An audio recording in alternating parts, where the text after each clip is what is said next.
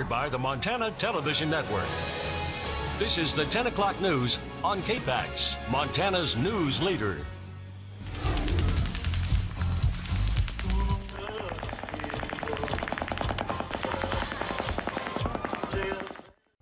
A night of terror for thousands as they're fired upon during a concert in Las Vegas last night, including several from Montana. Good evening, I'm Dennis Bragg. Jill Valley is off tonight. Authorities in Nevada still trying to figure out what motivated a wealthy retiree to start the deadliest mass shooting in U.S. history.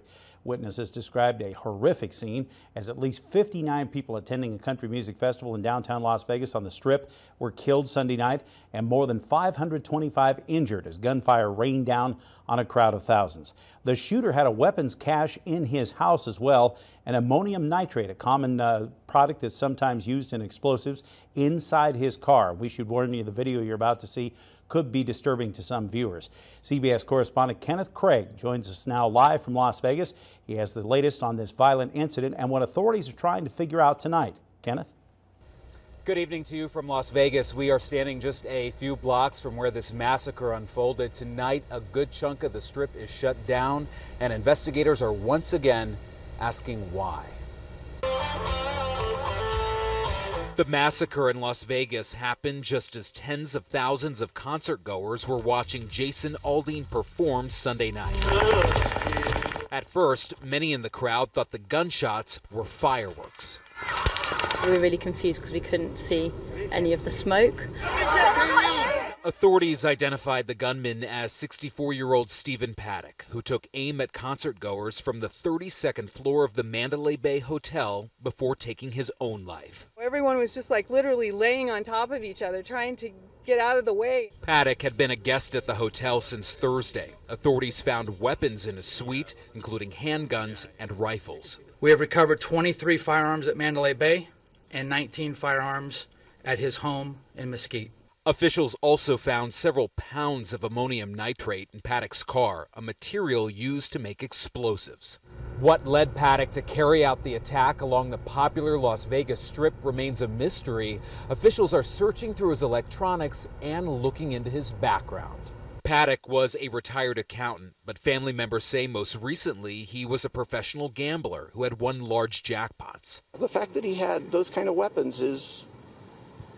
Back in February, Paddock purchased a shotgun from Utah gun shop owner Chris Michael. There was no red flags any time along the way. I mean, normal, everyday guy. Outside Vegas City Hall, residents and politicians lit candles and held signs reading Vegas Strong as a tribute to those who were injured and killed. This is clearly a massive investigation, and there are a number of crime scenes, including two behind me, one inside the hotel and one outside where this concert came to a tragic end. I'm Kenneth Craig reporting live in Las Vegas. I'll send it back to you. At Missoula International Airport, it was tears and hugs from emotional passengers this afternoon as people finished their journey home still in shock less than 24 hours after the deadly ambush in Las Vegas. MTN's Kent Ludson spoke with those people fresh off the flights about the horror they witnessed last night and joins us now live in the studio with more. Kent? Dennis, it was very clear and obvious who was at that concert as they walked off that plane today. Many had a different expression on their face. It clearly showed they've been through something terrible.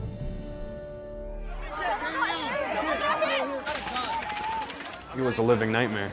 I saw the few people that had been shot and just the sheer amount of gunfire coming from wherever it was coming from. I just knew it was terrible. Montana residents embraced their loved ones after an emotional return from Las Vegas. What was supposed to be a country music getaway turned into the unthinkable. It sounded like fireworks. I think everyone just kind of for a minute just kind of looked at each other, and then we saw them ushering everyone off of the stage, and people just started screaming and running and saying there's shooters. It wasn't until the music stopped playing and the band fled the stage that people realized what was actually happening. Witnesses say it was a full-blown panic, many flipping tables and hiding under bleachers for cover. One of them actually a trauma coordinator at St. Patrick Hospital who, once she got her son to safety, returned with her husband to help the wounded. We knew that we had to get him out, and then there were a lot of people that we started running into the casualties, so we made a little triage area and worked with the local people and got ambulances to the area, and so we did triage on patients. Others said they were trying to stay calm as the people around them were panicking. Many were unable to get into their hotel rooms because buildings were on lockdown. I didn't sleep at all last night, and I got to the airport as quick as I could after I got let back into the hotel to get my things so I could leave. I'm just happy to be home. I'm happy to be home with, you know, my fiance and my kids. For many, it took landing back in Montana to feel safe after surviving the worst mass shooting in modern U.S. history. Michelle Cole, the trauma nurse, hopes that there will be some sort of debriefing for all those in Missoula who were there to work through the emotional trauma of going through something like this. Dennis?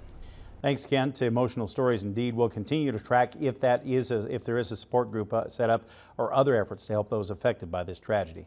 Now, we are just beginning to learn the identities of the nearly 60 people who were killed. As CBS's Danielle Nottingham reports, they were people from all walks of life.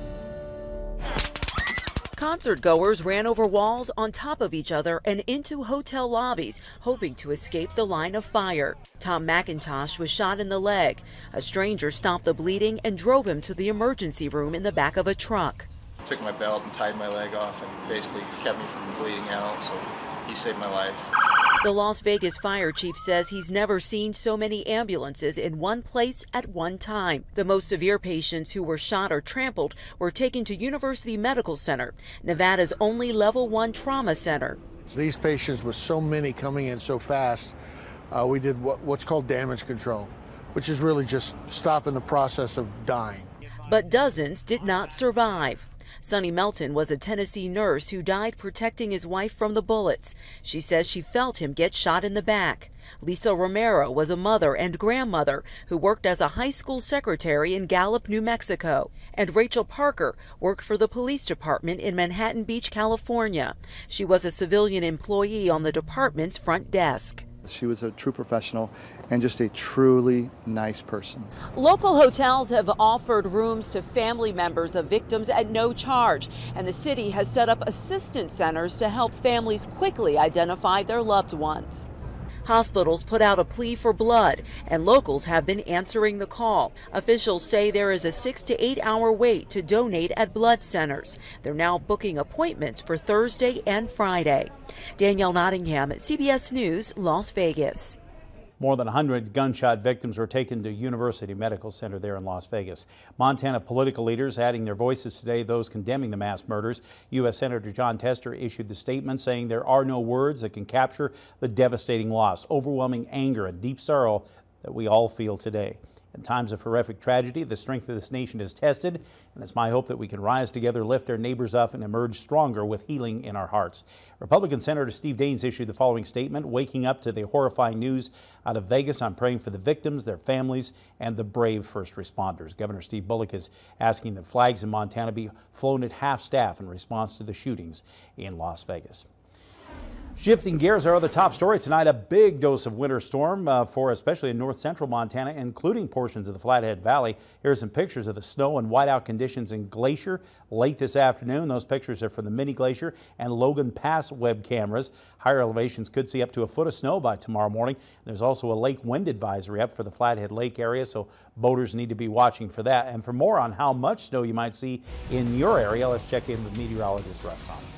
Yeah, and those higher elevations, Dennis, and you've seen already a lot of the snow we just showed you coming down near whiteout conditions, but could see up to actually 14 inches of snow. Now, those are those very highest locations. Most are not going to see quite that much, but 3 to 5 inches by tomorrow morning, 6 a.m. before this expires. Notice the area shaded in blue as well. Now, that indicates we're going to see lesser amounts of snow. We have an advisory. That would be about 1 to 3 inches on average, with up to 6 inches in a few local spots. So yeah, the snow is coming down in some spots in our valleys. We could wake up to a little snow. That does include Flathead, Mission, Missoula, and Bitterroot Valley tomorrow morning. We'll have more on that coming up in just a few minutes.